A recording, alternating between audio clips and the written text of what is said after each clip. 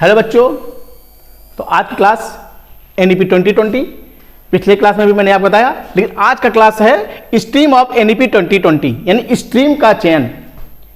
यानी सरकार ने जो एनईपी 2020 नई शिक्षा नीति में परिवर्तन किया, उसका उद्देश्य यह था कि सभी बालकों को इस तरह के छात्रों में परिवर्तित करना जिनको मल्टीपल मतलब हर तरह के विषयों का ज्ञान हो, हर प्रकार की संस्कृति का ज्ञान हो, हर प्रकार की परंपराओं का ज्ञान हो, जिससे वो किसी भी स्ट्रीम को आसानी से हैंडल कर सके और उसके बारे में आसानी से जान सके। तो इसी क्रम में हम आज बताएंगे आपको कि स्ट्रीम का चयन, यानी जो छात्र है बीए,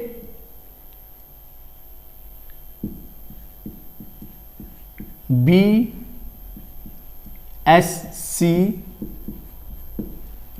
और बीकॉम,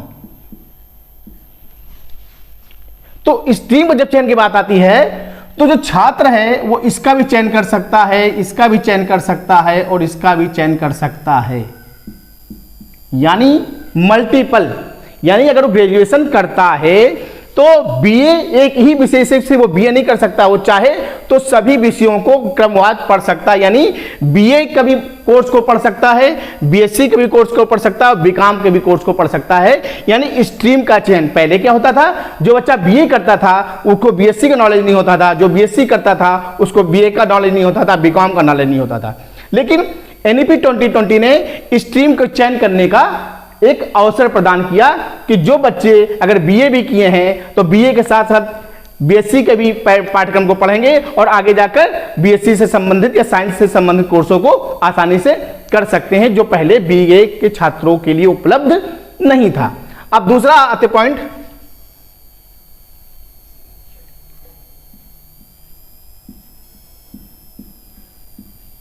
क्षेत्रीय भाषा में पाठ्यक्रम।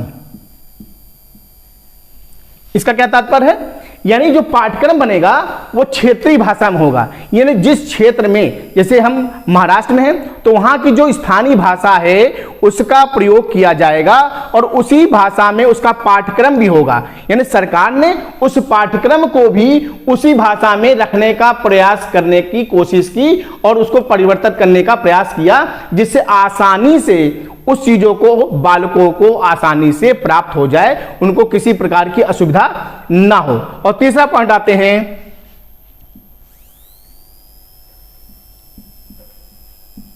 बीएड 4 वर्षीय।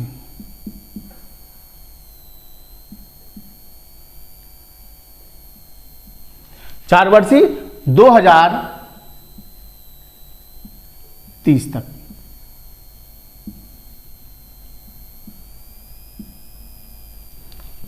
यानी सरकार ने पाठ्यक्रम में जो बदलाव किया वो इसलिए बदलाव किया कि हमें मल्टीपल छात्र चाहिए। क्या होता था कि अब पहले क्या था कि शिक्षकों को बनाया जाता था, एक स्पेशल विषय पढ़ाया जाता था और कुछ विषय जो बच्चे थे, जो कुछ लोग शिक्षक बनना चाहते थे, वो बीएड के माध्यम से, बीकॉम और एमएड के माध्यम से या अन्य चीजों के माध्यम से उनको स्पेशल शिक्षा दी जाती थी शिक्षक बनने के लिए। पर गवर्नमेंट ने क्या किया, जो पॉलिसी में चेंज लाए सरकार, उन्होंने कहा कि हम ऐसे छात्रों को जो किसी भी रोजगार को चुनने के लिए बाध्य ना हो, वो किसी भी क्षेत्र में स्वच्छता से जा सकते हैं। इसलिए बीएड 4 वर्षीय यानी 2030 तक सभी विश्वविद्यालयों में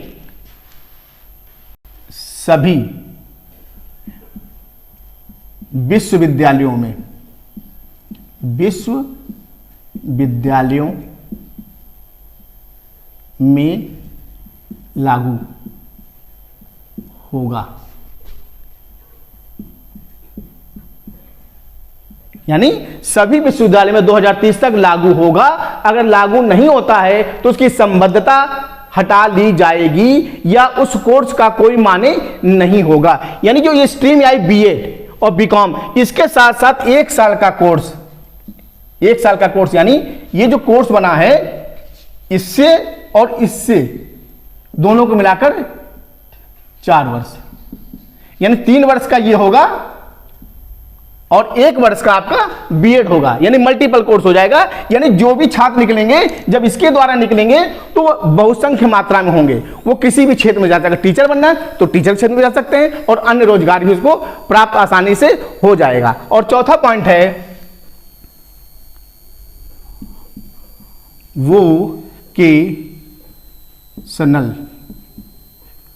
वोकेशनल स्टडीज। वोकेशनल स्टडीज से क्या तात्पर्य है कि 2025 तक 50% छात्रों को जोड़ना, यानी 2025 तक, क्योंकि वोकेशनल कोर्स जो है वो सब छात्र नहीं लेते, कम लेते, क्योंकि उसमें रुचि कम होती है। लेकिन उन्होंने क्या कहा कि 6 से 8 कक्षा तक अनिवार्य किया। क्यों? क्योंकि इसको अनिवार्य करने का कारण क्या था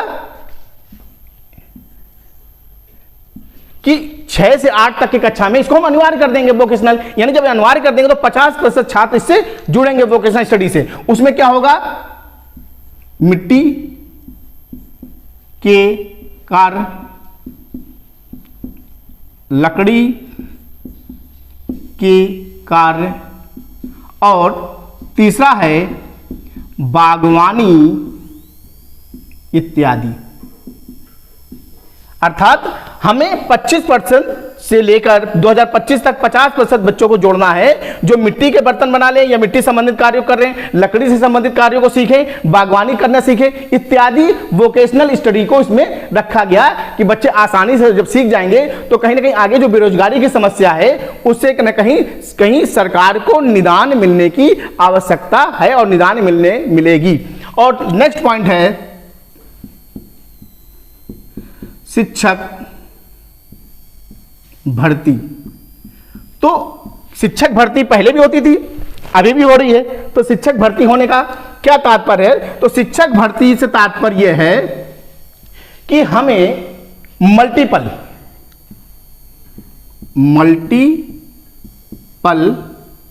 विषय के शिक्षक चाहिए।